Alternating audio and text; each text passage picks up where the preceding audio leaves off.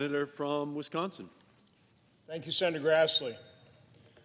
What Senator Grassley and I have shown over the course of 6 speeches are the actual bank records of financial transactions tying President Biden's son, Hunter, and his brother, James, to businesses that are essentially the arms of the communist Chinese regime.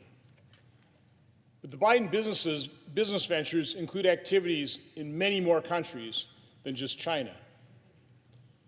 In our September and November 2020 reports, we showed a vast web of Biden family foreign financial entanglements that were largely ignored by the media and falsely labeled Russian disinformation by our Democrat colleagues. As outrageous as the suppression of our reports and the false attacks were, perhaps the most egregious behavior came from 51 former intelligence agency officials who lent their names and reputations to an effort designed to convince the American public that Hunter Biden's laptop had, quote, all the classic earmarks of a Russian information operation, unquote.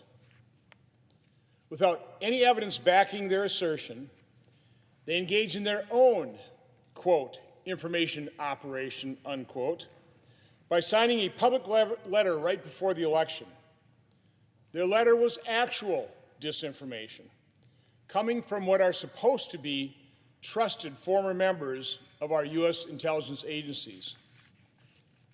They shall be ashamed and held accountable for spreading this disinformation.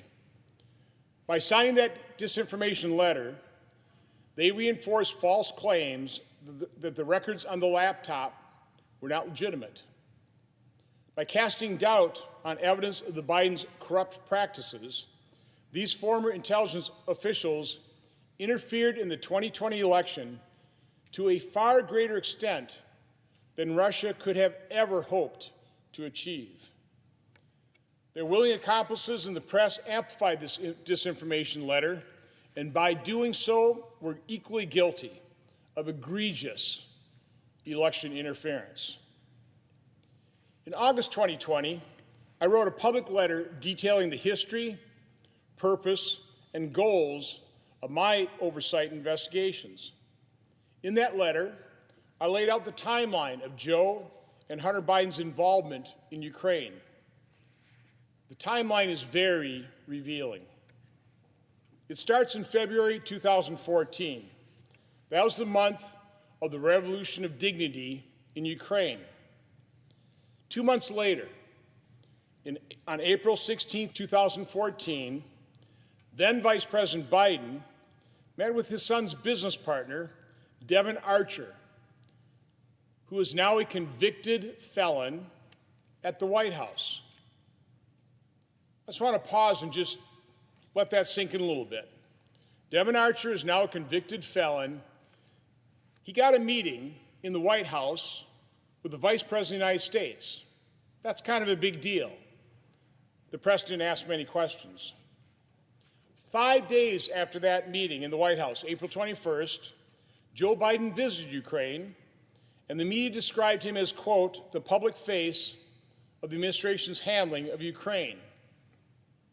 The next day, on April 22nd, Devon Archer joined the board of Burisma. What a coincidence. On April 28th, 6 days later, British officials seized $23 million from the London bank accounts of Burisma's owner, Mykola Zlochevsky. Let that sink in a little bit.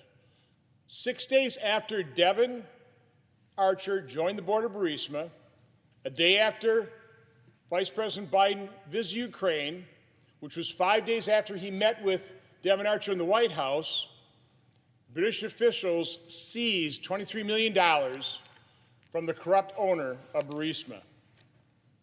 On May 13th, 2014, 3 weeks later, Hunter Biden joined the board of Burisma. What a coincidence.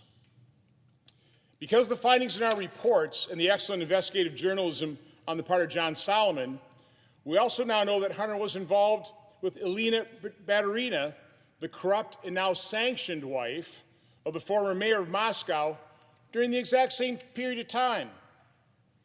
On February 14th, 2014, Baturina wired $3.5 million to Rosemont Seneca Thornton, an investment firm co-founded by Hunter Biden.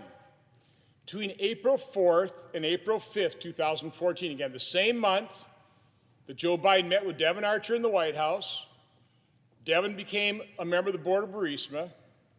Hunter Biden and Devon Archer sent emails about meeting with Baturina, potentially relating to a business deal in Chelsea, New York. On April 13, 2014, 9 days before Devon Archer joined the board of Burisma, Hunter Biden and Devon Archer discussed a potential deal involving Baturina. Archer wrote to Baturina, quote, confirmed green light to fund deposit, unquote.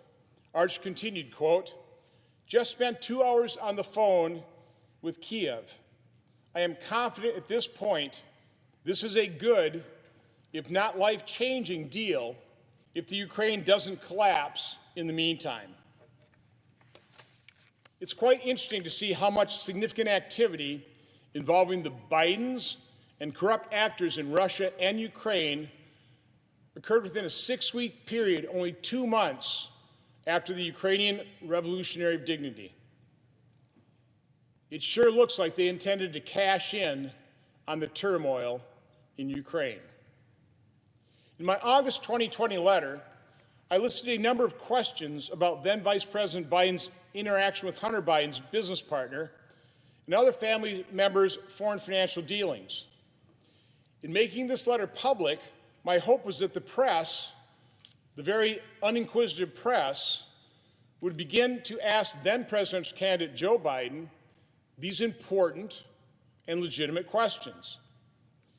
It should come to no surprise that the corporate media was completely uninterested and failed to conduct any investigative journalism.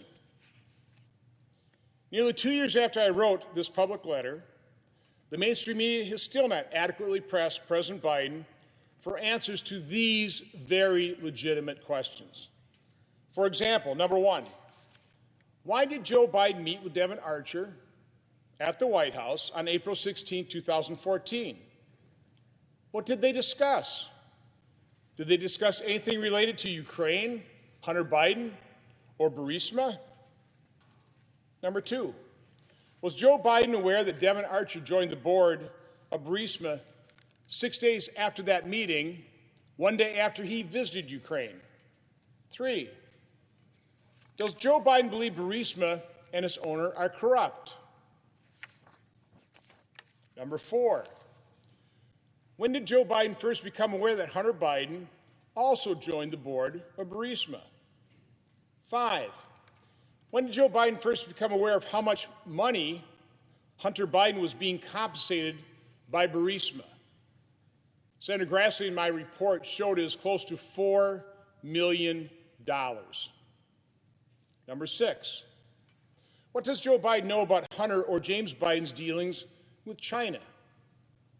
Number seven, what does Joe Biden know about financial benefits his brother and sister-in-law have obtained because of their relationships to him?